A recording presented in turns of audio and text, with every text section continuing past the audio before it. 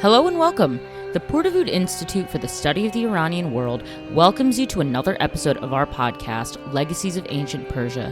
Join us as we further explore the many legacies of ancient Persia and its relevance to global patrimony.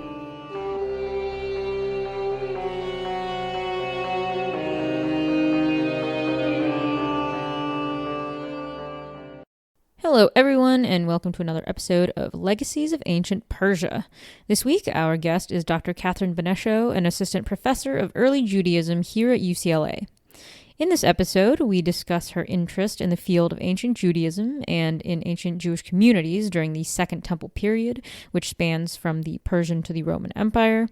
Her focus primarily on interpretations of various empires' influences on Jewish communities and the study of Aramaic dialects, her role in co-organizing UCLA's Bible Conference, and her presentation related to the Book of Esther and Purim and the influence of ancient Iran on these traditions. We hope that you'll enjoy this episode, and if you like what you hear, please give our show a 5-star rating and review us on Apple or Spotify.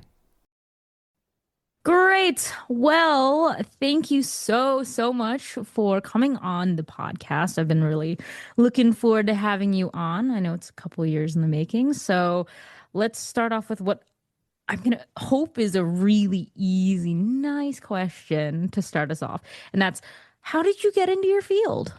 Yeah, so I was a pre-med major in college, and I thought I really like studying history. I'll study some ancient languages while preparing for med school. And I'd taken Latin since I was in the 6th grade, and Greek didn't fit into my schedule because it was offered at the same time as organic chemistry. So I had to take another language, and it just so happened to be ancient Hebrew or biblical Hebrew. And I fell in love with it. And then I kept wanting to learn about it. And eventually I read Aramaic texts of the Hebrew Bible and never really looked back. Now I'm very interested and have committed my life to studying ancient Jewish communities of the Second Temple period. So essentially from the Persian all the way to the end of the Roman period of antiquity. That's so fun. I love how something just grabs you, whether it's a language, whether it's that one history class and you just loved it and you're like, let's do that. Well, okay, just to center, because you do not do Iranian studies like some of our other guests. So I want to kind of just set a good basis and center, let's say, your work for the audience who are maybe used to other periods and other places. So let's start a bit with your personal research, right? Just to set a good basis. It doesn't have to be the deepest explanation of it, but yeah, let's get into that. So my work, I see it as basically falling into maybe 3 general categories, if I can. The largest one is a focus on ancient Judaism, again, during the ancient empires of the Achaemenid Empire of ancient Persia, after Alexander and the Hellenistic kingdoms, as well as during the Roman Empire. And the variety of Jewish communities, whether they are working for the Persian military or the rabbis living in Babylonia, and how they respond to, interact with, or largely interpret these other groups. My first book is on how ancient Jewish communities essentially interpret Roman or Greek festivals and later Persian festivals as well. Essentially, how do they use festivals to talk about what it means to be a Jewish person living under a foreign empire? So that's my largest trajectory, and includes a lot of Jewish sources like the Hebrew Bible, the Babylonian Talmud, some apocryphal texts as well. And throughout these texts, sometimes Persia is not as obviously present, but it's always at least looming, or it's in the context behind which these authors are working. So that's one of the major fields of study that I work with. The other is on Aramaic dialects, in particular, how Aramaic as a language in and of itself interacts with empires, either as empires ruling over different communities and it being a tool used by empires, or as a tool for different groups to use as they are ruled by them. So this includes what is often called Imperial Aramaic of the Achaemenid Empire, to the Jewish texts written in Aramaic, like the Book of Daniel, and also to later dialects, including the dialects of Palmyrene Aramaic and Nabatean as well. I guess the third major area would then be on like language intersections, especially when it comes to the Roman world. So the intersections of Latin, Aramaic, Hebrew, and Greek in the larger ancient Near East, Eastern world. So again, Persia, ancient Iran is again sometimes not as overt, but it's always implicit in a lot of the backgrounds that I'm interacting with in all of its various forms. Yeah, yeah. Oh, that's so cool. Well, forgive me because I don't really, I don't know why, but I don't normally, I think, get to interact with people who do ancient Judaism, which is interesting. And so I guess this leads me, as a classicist by training, to ask when you decide, okay, I'm going to do ancient Judaism and study ancient Hebrew communities. Obviously, we look at geography. Okay, they're more toward ancient Near East, but they're also on the Mediterranean as well. And so I feel, and you can correct me if I'm wrong, please do. But I feel like there is some sort of choice made. It's not like a stark, I'm going to choose this, I'm going to choose that. But there's like a slight choice where you can just tell by basically what captures people's interest that if you do what you do, oh, but I'm going to look how it relates more to the ancient Mediterranean, Greece and Rome. And I feel like sometimes other people may be like, let me look in the other direction and go more into other ancient Near Eastern places, Egypt or Persia, whatever. Do you feel that this is kind of how it goes? And if it is it, does it have to be an intentional kind of process to be like, actually, I don't want to just kind of look at my work and then lean one way or the other, but doing them kind of together and looking at the full picture of these ancient regions as they are next to each other? I actually think that working in ancient Judaism and that study is actually a right place for thinking about these interdisciplinary like intersections. I actually like come really from a classics background. Like the first language I learned other than English was Latin. I love the Roman Empire. Now I love studying the Roman Empire. I think there's that like important difference there. And one of the important things that ancient Judaism and the ancient Jewish studies showcases is the complexities of not just geographic boundaries, but like community boundaries and the binaries that are often imposed upon the ancient world. For example, there's a relatively large Jewish community in Rome, in the city of Rome, in ancient Rome. One of the oldest synagogues in the world is in the city of Ostia, the port city of Rome. It's beautiful. I wish it were easier to get there and not in the summer heat. And you have Jewish communities in part sometimes responding to like absolute terrors, different exiles, destructions wrought by different empires, living all across the ancient Near East, Africa, and the Mediterranean. So it's a really good spotlight of what it means to engage with all the complexities of antiquity and the interactions of it.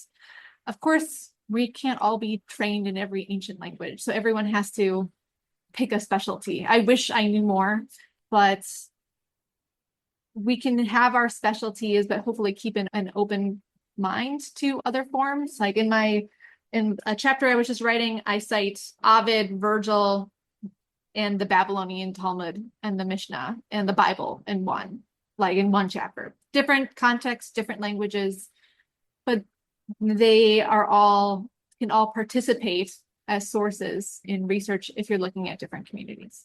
I mean, that's so cool. I do love interdisciplinary work. I love seeing connections for everywhere. And it just seems like you're so wonderfully placed to be able to bring things together. Because I do feel that as a classicist, we're really siloed. We don't leave Greece or Rome very often. And usually, if it's looking somewhere else, you're looking at, oh, let's look up in Macedonia, or oh, maybe we'll look at something else. And I guess from the colleagues I know in Egyptology, they do like to also stay within their little Egyptian borders. It's getting better that people are going out and doing stuff. But yeah, it just seems like you're like wonderfully placed to be able to do this. Now, let's get into the Aramaic stuff because one of the things, so I know basically nothing about Aramaic, what I would need to use that for, just because that was not an option for me. So didn't know to ask about it when I was an undergrad, I guess. Yeah. Say, honestly, coming from like undergrad, I would have been like, I think that's the language that like Jesus would have spoke, and nothing, I know nothing else, where it's gone, who used it, whatever. So let's talk about you getting into Aramaic for a second here, right? Mhm.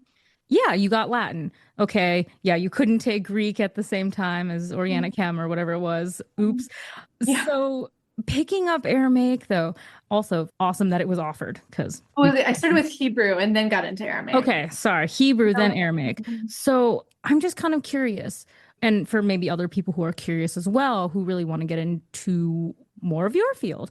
Okay, learning Hebrew, yeah, that seems like the thing you need to learn.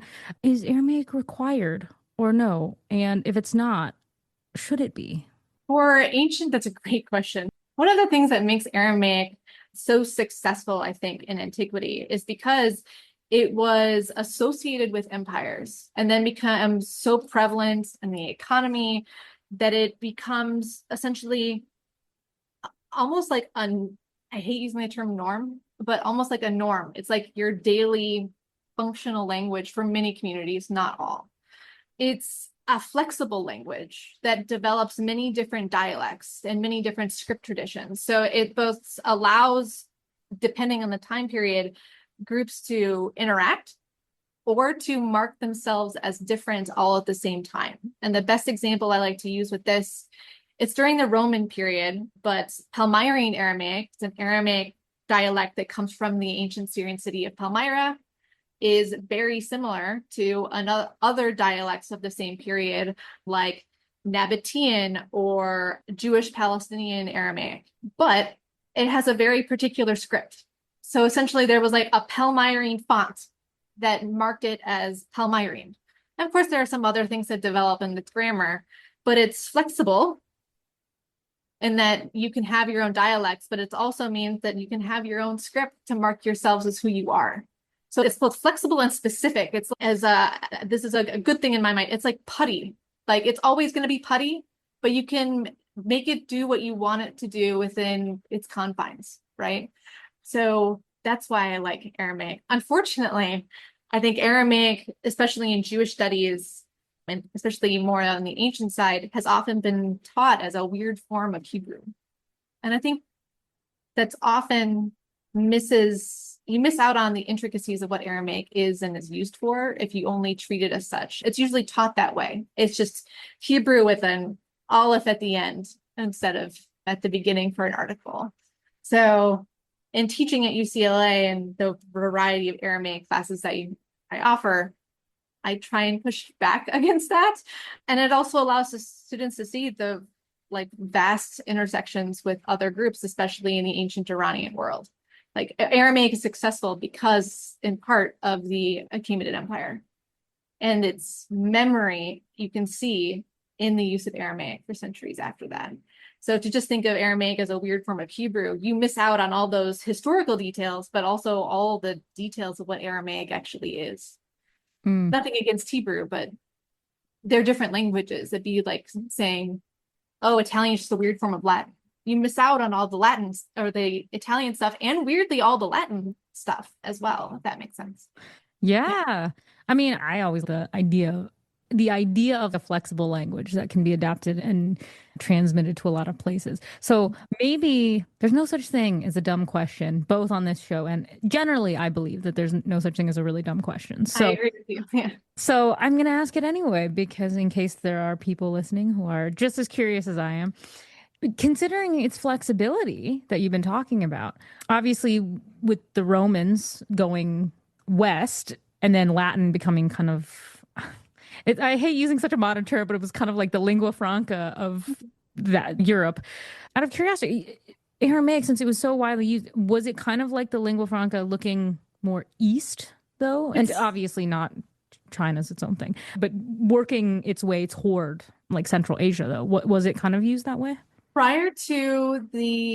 basically prior to Muhammad, Aramaic is, and forms of it, maybe I should qualify that, forms of Aramaic were more likely the lingua franca than other languages, especially as we move in time, move later, like into late antiquity. Like Syriac, which is a dialect of Aramaic, becomes really prevalent. There's a wide debate about the language of Jesus, what was his native language. I would tend to say he probably used more Aramaic in his life or in his daily speech than Hebrew or Greek. But we all debate over this, including former Pope has debated about this. Aramaic is, yeah, it's notation, and it's moved east. You actually have Akkadian tablets that it's the whole Akkadian text, and then it has a section tab or like summary written in Aramaic, or people could sign maybe their names in Aramaic. We even have a Palmyrene Aramaic inscription that was found in Britain, written by a guy from Palmyra. Yeah. Wow. Yeah, and it wasn't just taken there on the antiquities market. A guy named Barates made an Aramaic and Latin bilingual inscription for his deceased wife in Roman Britain. So it's very widespread. Okay. Yeah. See, this is really cool because I definitely didn't realize how widespread it was and that it was used in many regions where I kind of associate, yeah, their own. Sometimes it's just a dialect. Sometimes I think based on how they kind of skip over things in school. I think sometimes we think a dialect is a different language when it's not, which says something about our education system, why we don't know this. But that being said, one of the things that I'm always very curious about, just being a language nerd, but also liking to track how things move and where things go culturally. We don't speak Latin really, unless you're like in the Vatican, but we don't really speak Latin anymore. And yet it is still the language of religion. It is still used today. Greek is still used, obviously not ancient Greek, ancient, but Greek is still used, obviously, as again a language of religion for a lot of the Eastern sort of Orthodox religions. Is Aramaic still in use as a language of religion anywhere today? Or because I feel like because we don't really talk about Aramaic, I'm like, I wouldn't really know unless I think, oh, scholar of ancient world, whatever, Yeah. you learn that. Does anyone today who's not explicitly like a scholar still Oh, know yes, this? definitely. And also, we still have native Aramaic speakers who speak it. They're a dwindling population because of the various conflicts. The person who used to hold my position, Yona Sabar, his either first language or he grew up speaking Aramaic. There's a wonderful book by his son, the name of the book is escaping me now. So there's plenty of people that actually speak Aramaic as their native language. Plenty, and many of them live in the United States still. So they're like bilingual speakers, one of whose language is Aramaic. But in terms of religious communities using like ancient forms or late antique or medieval forms, oh, definitely. These are most prevalent in Syriac forms, like Syrian forms of Christianity, where their liturgical texts, their Bibles, their other commentaries are written in the Aramaic dialect of Syriac. You have some communities here in Los Angeles. I've had students who have taken my classes who have heard the language at the services they attended, but they wanted to actually learn it. So in that tradition, but also in modern Jewish communities, for many modern Jewish communities, a lot of important texts and prayers are written in Aramaic. The Talmud, the Babylonian Talmud, has huge parts of it are in Aramaic. Jewish Babylonian Aramaic. There are parts of other texts, the Hebrew Bible or the Tanakh. There are two books there's other parts that are in Aramaic, but two books have good sections, large sections of Aramaic in it. You also have Targum Aramaic translations of the Bible, and there are common prayers used in Aramaic as well that are used for a variety of festivals or holidays. Yeah, there's a wide variety of Aramaic used out there. The Kabbalah and Judaism, the Kabbalistic texts, some of them are also written in, I would say, they're not written in ancient Aramaic. They're written to look like ancient Aramaic, if that makes sense. Yes. Okay. And archaizing. So there's plenty of Aramaic out there. Okay. Well, maybe I'm just not looking hard enough. I will say I joke very lovingly, especially with my family, that I am a bad Jew. I grew up in a very Jewish family, but I was like one of the only people in my family not to do bat mitzvah because what kid at 7 who's given a choice, do you want to learn Hebrew? Do you want to just do what you're doing? Is going to be like, yeah, Yeah. let me go indoors and study a language for X Yeah. amount of years. So maybe my family I knows that mean, there's more, but it's it's actually like very, very reminiscent of every Jewish text I've ever looked at in terms of the complexity and it depends and learning these traditions. The learning part is what's most important for a lot of the rabbis of the Talmud. So I like that. I'll also say that sometimes it's hard to see where there is Aramaic, because if you look at a lot of these online sources that you can look at things, which are great, I love them. So this is not necessarily a really negative critique. I find the greater accessibility of these sources wonderful, but Aramaic texts are often marked as Hebrew because I think that the computer system only has like a Hebrew or an English choice, when in reality it's maybe part Hebrew and part Aramaic, if that makes sense.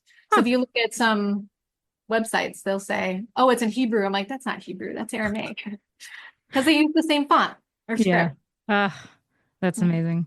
Mhm. So, oh my goodness. Okay, so for everyone listening, yes, I will not keep going on about, I mean, I could, and I'm sure you could, but I've set all this because I wanted it to lead to a specific place. And that is that for those unaware, we hosted a conference, a Bible conference here at UCLA. But it's not just Hebrew Bible, it was the Bible in its ancient Iranian context. And our lovely guest today was one of the conference organizers.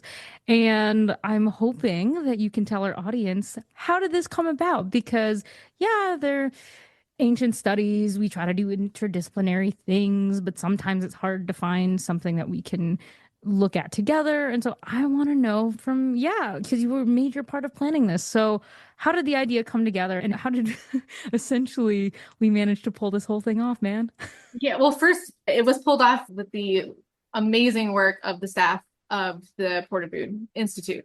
So I'm very grateful for you and Dr. Marissa Stevens as well for all the work that you did in organizing this conference that we held in March. The original idea, I think, arose from a conversation before I was even hired between my co-organizers, Professor Raheem Shaigan and Professor Bill Schniedewind.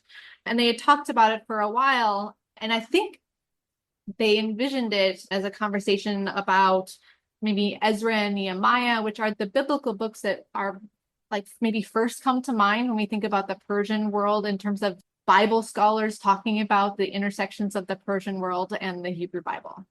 And then after I was hired, I have two of the grad seminars I have taught were on the book of Daniel and the book of Esther, which is explicitly has a setting of a Persian, like a Persian setting in the story.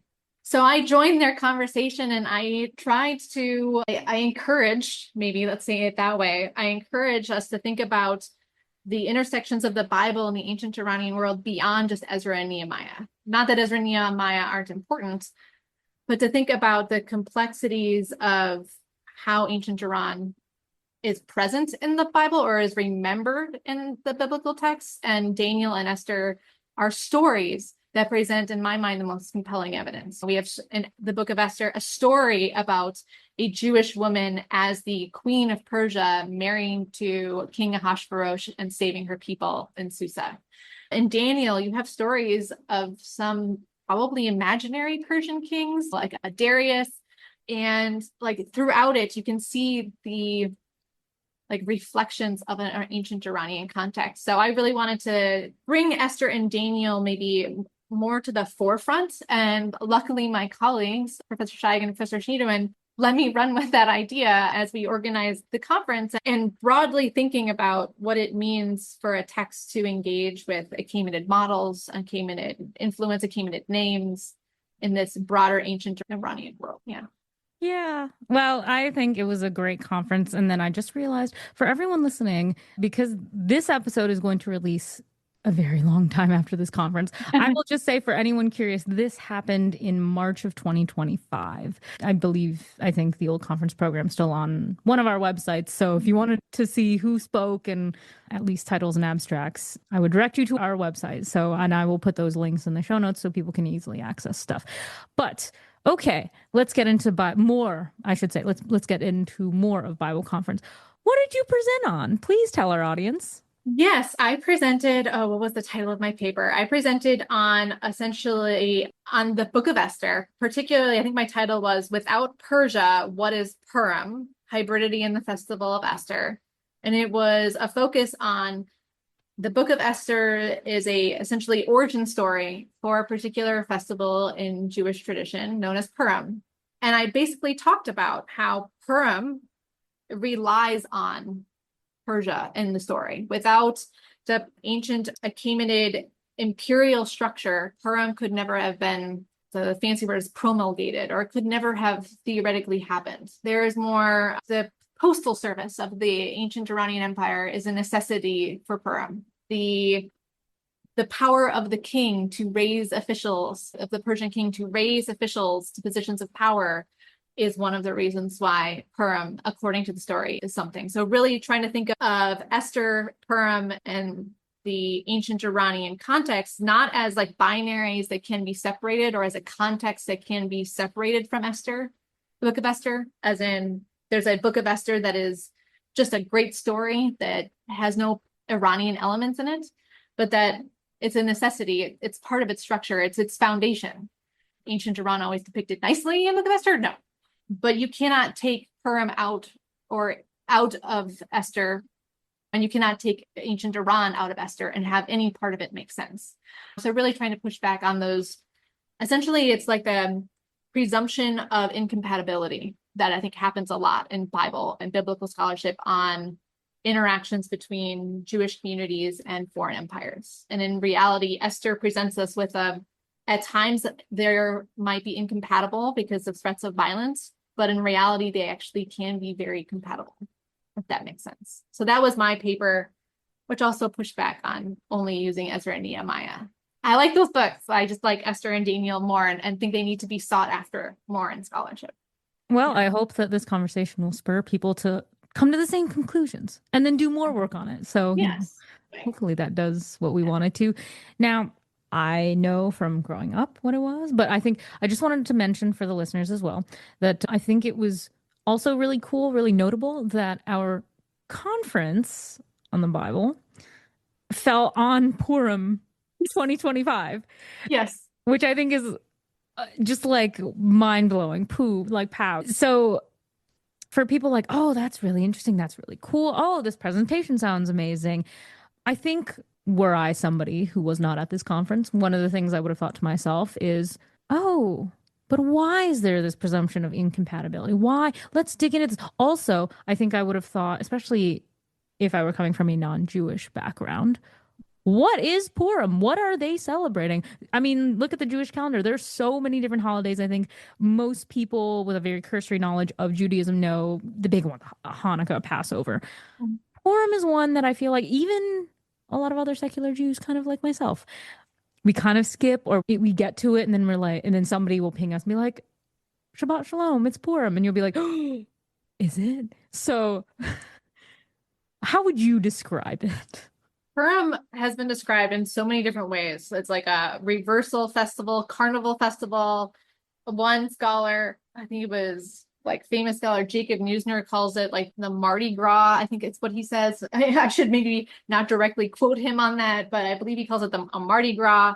It's essentially a festival celebrating, according to the story, the saving of the Jewish communities of the Achaemenid Empire, and essentially the punishment of the guy who's trying to orchestrate the mass murder of Jewish communities in the Persian Empire. So essentially, instead of the bad guy killing every Jewish person in the empire, because of the work of Esther and her family member Mordecai, it gets reversed and the bad guy gets killed at the end, and anyone who's a threat to Jewish communities get killed. And Purim celebrates this. So it's supposed to be it can be debaucherous depending on the Jewish tradition, like legal tradition, or the general context as well. Sometimes it's a time ripe for violence, both against Jewish communities or by Jewish communities in antiquity or in modernity. The ancient Roman law actually prohibits the celebration of Purim, which is one of the only festivals that gets called out by the ancient Roman legislators.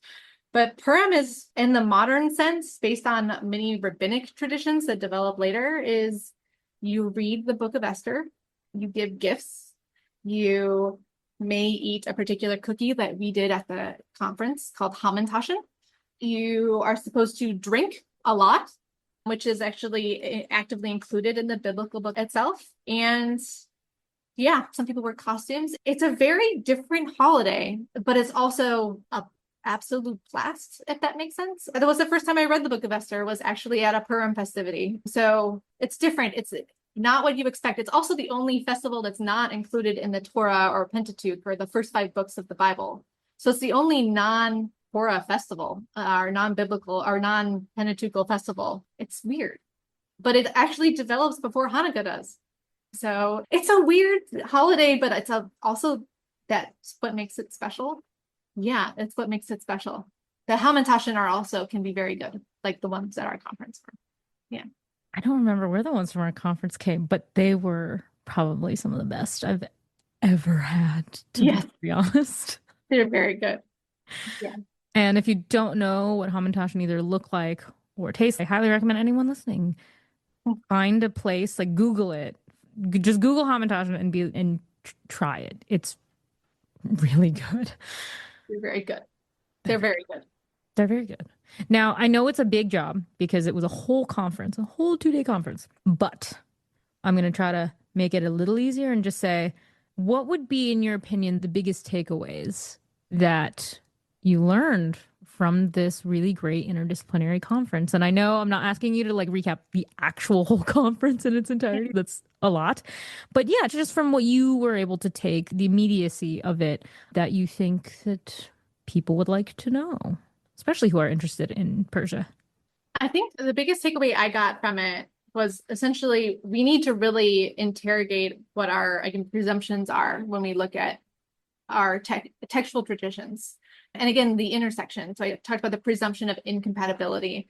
You couldn't, I think almost every panel touched on that, either explicitly or implicitly at the conference. It also like showcased the importance of interdisciplinary work and work that can really only be done where you have experts in ancient Iranian studies. I know from my own graduate training, and I had, of course, I'd read Herodotus, right? I had read the Aramaic text. I'd read Ezra and Nehemiah, but it really was only after coming to UCLA and actually having the ability to interact with specialists in the ancient Iranian world that I really noticed a lot of these intersections more so, and the importance for these conversations. And I see this especially even in the classroom when I have students specializing in ancient Iranian studies in my seminar on the Book of Esther, who ask questions that I would never have thoughts to ask. And they're great questions. So essentially thinking about the importance of interdisciplinary work and having conversations beyond just biblical studies and Jewish studies. I mean, oftentimes biblical studies is a field in and of itself that doesn't even talk to Jewish studies, except for Esther, weirdly enough. But the need for more of these conversations and the need for more of this sort of interdisciplinary work that focuses on the multiplicities of ways that different groups could have interacted, or different stories and tales and memories could have developed, changed, or been maintained, essentially. We had specialists of a variety of fields at this conference. People who specialize in things earlier, people who specialize in archaeology, like modern reception studies. It was a really good example of all that can be done with books that are often, I don't say left behind, but given less emphasis in biblical scholarship. Yeah. Yeah. Well, I mean, I hope it yields some really great research coming down the pipeline in the future, because I think it was really interesting. And I don't know if by the time this episode comes out, the recordings of that conference will be on. I have no idea if that'll be a thing, but eventually the conference was streamed and recorded. So hopefully people can go and watch the recordings of some of these panels and learn more for themselves about what wonderful work was done over those 2 days. I can't remember when that was, but yeah. It was really, I've been to a lot of these conferences, and not to self-praise, but it was really a conference that I felt like I actually came away with more questions in a great way after the conference. And I usually think that's a really good marker of how a conference can help not change your view, but open new avenues for future study. In my mind, that was one of my goals for the conference, to think about all the ways that we really need to interrogate these texts and their reception. Yeah. Yeah. No, wholeheartedly agree. Now, one thing that I want to kind of one place I kind of want to go with this is, so this is a very specific conference on the Bible and its ancient Iranian context. And so I think when we look at these fields, at least as an outsider to Iranian studies, actually, and all of studies of ancient Judaism and biblical studies and all that as an outsider to these fields, I guess they wouldn't, other than the setting of certain things happening within Persia, I don't think I would have associated them together as something to say. I think I would have been like, yeah, let's look at ancient Judaism in Rome. Let's look at it in Greece. Let's look at in other places. But for some reason, not Persia. And now I'm suddenly wondering, well, why is that? Why don't we do more of that? I mean, because let's just be honest here. A lot of people aren't as lucky to be at a place like UCLA where we have specialists in all these things where it's, oh, well, that makes sense because my colleagues are here and we have great conversations where we're always talking about connections across the Mediterranean and ancient Near East. But yeah, I guess just thinking about that, like, why do we not think of that? I mean, but also when you think of kind of the legacy of the Persian Empire, you think, okay, well, it's starting with oh God, who was it? Cambyses, Cyrus. They have, I guess, what at best I'll call like a reputation, quote unquote, of tolerance for difference more than other places, certainly.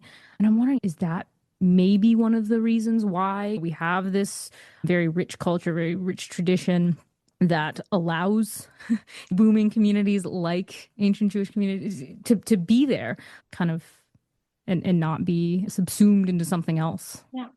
I think usually, I mean, I think this is actually the exactly what you're saying is actually how Persia has been imagined in the Hebrew Bible or in biblical studies. And in part, this is because that's what many of our texts actually tell us. Like the book of Isaiah actually names Cyrus as a Mashiach or Messiah because of his role in defeating the Babylonians and allowing for a return or sponsoring of the building of the second temple. This is what Ezra and Nehemiah, right? They basically they're working for the Achaemenid Empire, but are also great leaders of their Jewish community. Like, it's funny because the presumptions of incompatibility that are often associated with these like imperial, like Jewish communities relationships, they also emphasize that the Achaemenid Empire is the only reason that this can happen. I'm like, you're so close to making, in my mind, the connection, right? That this is, so they are compatible. Like compatibility is not just about one tradition over the other, right? It's about being able to actual function, like the actual real life world experiences, not just stories about them. We have Aramaic documents of Jewish, or some people prefer translations of Judean, working for the Achaemenid Empire in Egypt. That's some of our largest corpus of Aramaic documents from the Persian period is Jews living in Egypt, working as part of the empire, as part of a military garrison. This is one of the, it becomes like a background that people sometimes take for granted. The other thing is, and this is me speaking as a Bible scholar, not as an Iranist, because this could be very wrong. But I remember when I was always reading is we don't have much from the Persian period, like in archaeological sources. We don't have much from the Persian period. So there's not much we can say, or we can't firmly date something in the Persian period. I mean, even the book of Esther that mentions Susa, Achaemenid kings, the postal service, we can't firmly place that in the Persian period. I mean, only I would say it's more likely a little bit after, but essentially Persia's there and not there until you see it there. And I think that means its role is often not diminished, but taken for granted, if that makes sense. Unless it's Ezra and Nehemiah, and then it's or Cyrus and Isaiah, then it's at the forefront. I think another part is some of it depends on how you date parts of the Hebrew Bible. So some people see different parts as a little later, maybe dating the Persian periods, others see them as earlier. So some of this comes down to dating debates of the Hebrew Bible. And that's why Persia is not really mentioned as much as the Babylonians, right? The Babylonians are also mentioned, right? Akkadian texts are usually cited as like super important. I think there's a tendency to talk about a lot of the earliest stuff at the expense of some of the later stuff. And as someone who's a Second Temple Judaism scholar, I'd rather talk about my stuff than at the expense of the earlier stuff, if that makes any sense. No, totally get it. Hey, everyone would rather talk about their stuff, right? Yeah.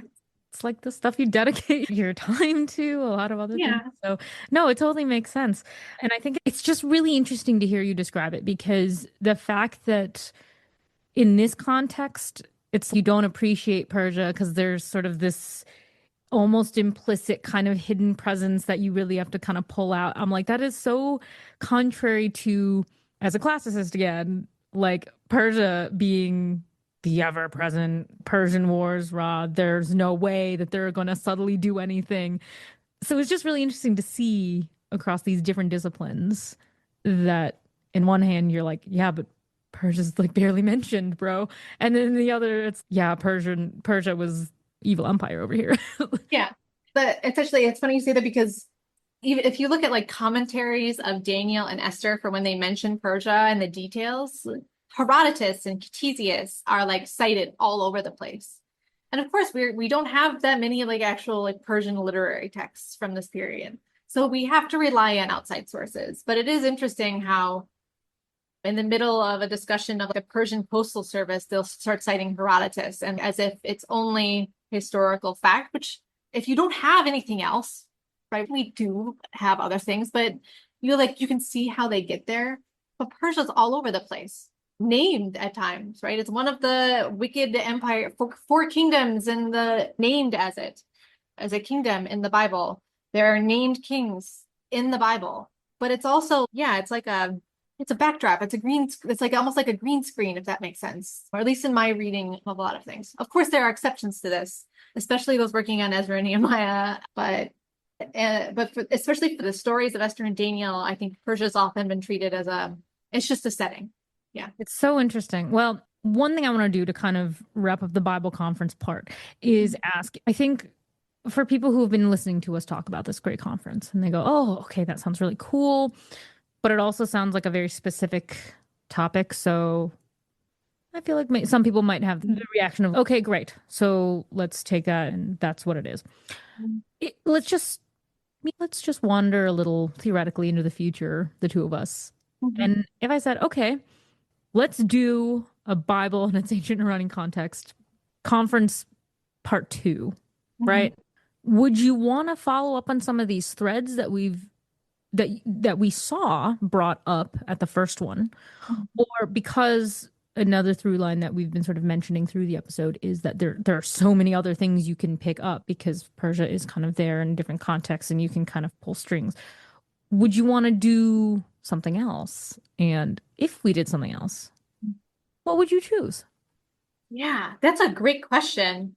I would love to do a parts two. And I still want to focus on Esther and Daniel, just because, again, Ezra and Nehemiah have gotten the focus at the expense of these other two stories. And I think I'd like to continue the conversations about the intersections, like the embeddedness of the Persian world, but also focus on its memory, because I mean, in my mind, these texts are date to after the Persian period in the early Hellenistic period, but they're explicitly talking about the Achaemenids.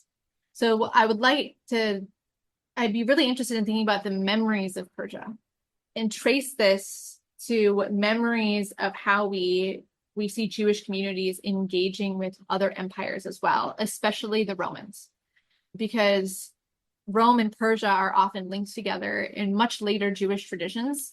And I keep thinking about, again, this question of compatibility, incompatibility, empires allowing communities to be who they are or not being who they are, right? Or to follow what they want to do.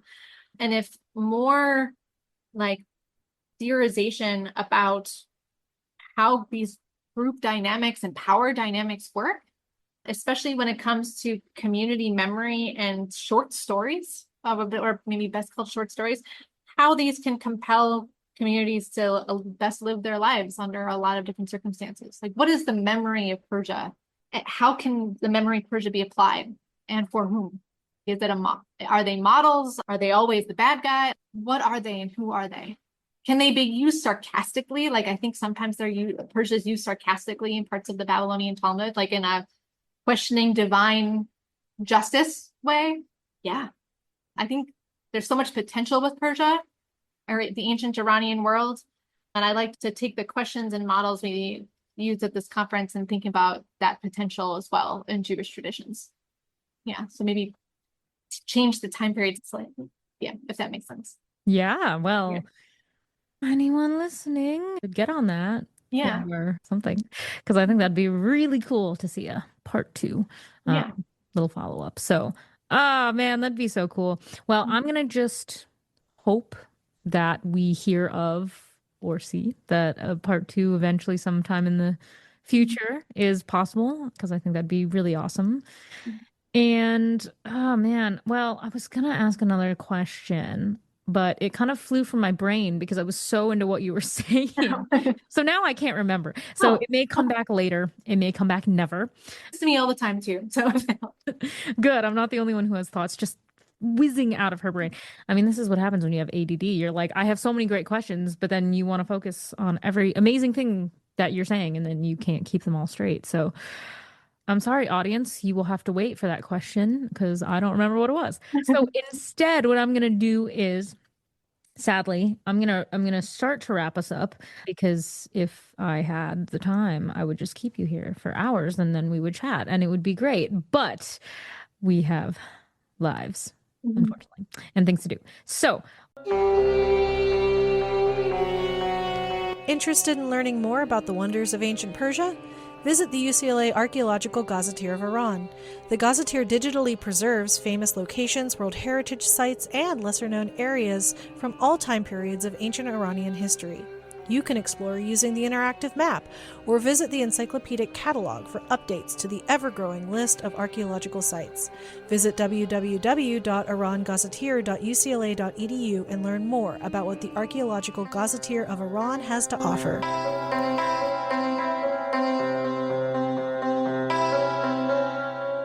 at the end of each podcast episode, though, I ask all guests two final questions, which you can oh, answer any way you would like, and they are intentionally meant to be very big, difficult, broad questions. So don't worry about it if you're like, oh my gosh, how do I pick just one? I'm gonna say you probably can't. Or you'll pick one and then you'll feel kind of guilty, but I'll say whatever, it's cool. So the first of these final questions is, what in your opinion is the greatest legacy left to us from ancient Persia? oh, that's a great question. As a scholar of Aramaic, I have to say Aramaic and the text and traditions that have been maintained in it and the group interactions that were like assisted by it. That's the wrong word, but that Aramaic allowed for essentially, and various dialects as well. I mean, even like Syriac is a much later dialect of Aramaic from after the ancient Iranian Empire, but most of what we know about ancient medical traditions that were because the writings of Hippocrates and Galen and others were translated from Greek into Syriac and then into Arabic. A lot of the Talmud in Aramaic. A lot of what we know about Palmyra are in ancient Palmyrene inscriptions. So I would say Aramaic, although there's so many things to choose from. I know it's so hard, and that's why I love this question because I'm like, I'm gonna force people to try to pick just one thing when we're very bad at picking just one thing because we're like, but it's all connected. Which also gets us to the writing on the wall phrase, which is from the book of Daniel and is in Aramaic. So I love that phrase. Every time you see it, I hear it, I say, that's Aramaic in the book of Daniel related to a Persian emperor. Yeah. That's cool. Now I'm gonna remember that. You'll never watch the I'm Knight's Tale the same again. Oh no. Yeah. Well, it's a Whatever good will in I a good do? way because it's a like you have been oh now I'm forgetting their translation of it, but it's the writings on the wall. You have been weighed. You have been the Aramaic is in my head. It's not helping. It's Yes. okay. Now that's a nugget for everyone else who Yeah. wants to know. I know. Yeah. And once you make an association with something or you learn where an expression comes from, you'll never see it again. I will just say for our audience, this is unrelated to anything about Persia, but I'm going to say it anyway because it's great and it fits in the context of what we're just talking about. I just the other day learned where we get the expression pull out all the stops because I didn't know where that came from. It comes from the organ. It literally comes from playing the organ because one of my favorite artists is an organ player. And she was doing an interview and she was like, hey, have you ever learned? Do you know the expression pull out all the stops? She's like, yeah, it's from playing the organ. And I'm like, oh my goodness. That's so cool. Right. So I love sorry, guys. that. Yeah, so sorry, audience. That's my little spiel, but hey, now you know how that expression came to be. I like that. So, to get us back to more Persia things, the second and final question that I have for everybody is what, in your opinion, do you think the best legacy that we as scholars can leave for future students of Iranian studies? And since you are not an Iranist, I will open that up a little bit and just say for future students of basically the ancient fields, but who want to do interdisciplinary work with Iranian studies.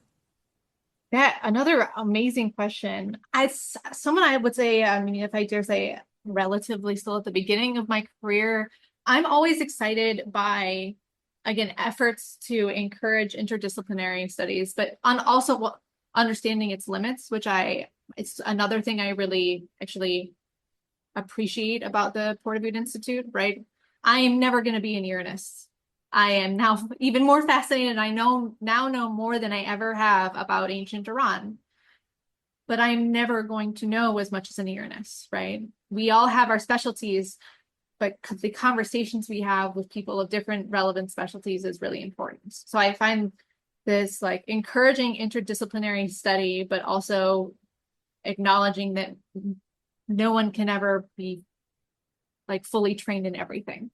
And the other thing is, I think it's important to look at language traditions still and the primary sources themselves. So I am all for making primary texts, like the ancient texts, stories, receipts.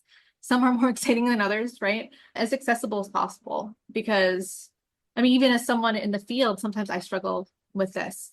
So, if making them more accessible and also making academia and the study more accessible more broadly, not just with the text or languages, I think we can really help push the field forward and allow for new questions to be asked or additional new questions to be asked or applying new methods or lenses. So basically accessibility while also being interdisciplinary. Yeah. Yeah. Yeah. Yeah. I mean, again, no right answer, but I definitely agree with that because when I see something that I really want to learn and then it's inaccessible, I get very upset. But I just Yeah. want access to all the things.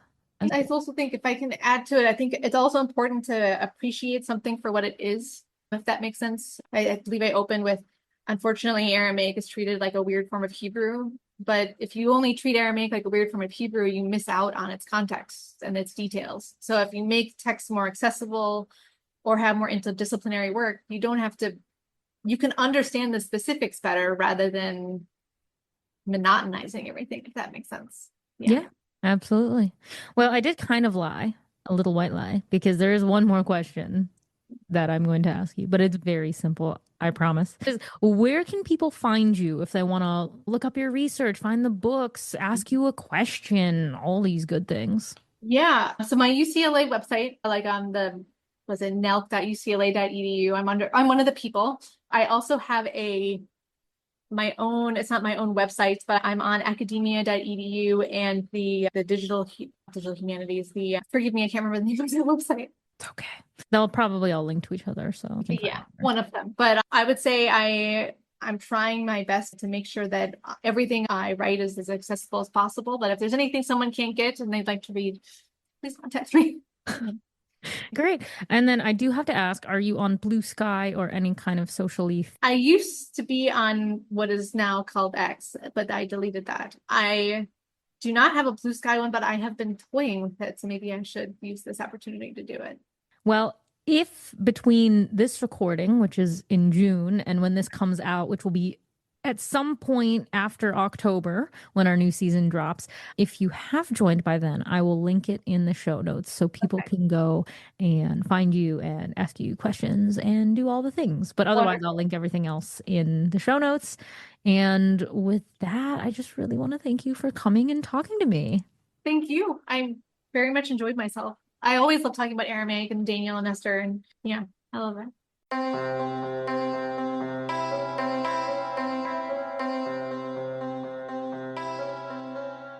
Legacies of Ancient Persia is a Portaboot podcast production, hosted and edited by Lexi Henning, with select episodes co-hosted by Marissa Stevens. Cover art provided by Hadley Leesman and original music by Brent Arhart. Established in 2017 as the premier research center for the study of ancient Iran, the mission of the Port-Dawood Institute for the Study of the Iranian World is to engage in transformative research on all aspects of Iranian antiquity, including its reception in the medieval and modern periods, by expanding on the traditional domains of old Iranian studies and promoting cross-cultural and interdisciplinary scholarship. Thanks for listening to our show. It's available to stream on Apple, Spotify, or wherever you get your podcasts. Don't forget to follow us on social media at Port-Dawood Institute and at Port-Dawood UCLA, or visit our website portdawood.ucla.edu. If you enjoyed today's episode, please give us a 5-star rating and review us. For podcast inquiries or questions about the Port-Dawood Institute, please email us at portdawoodpodcastproduction@gmail.com. We'll see you next time as we continue our deep dive into the legacies of ancient Persia.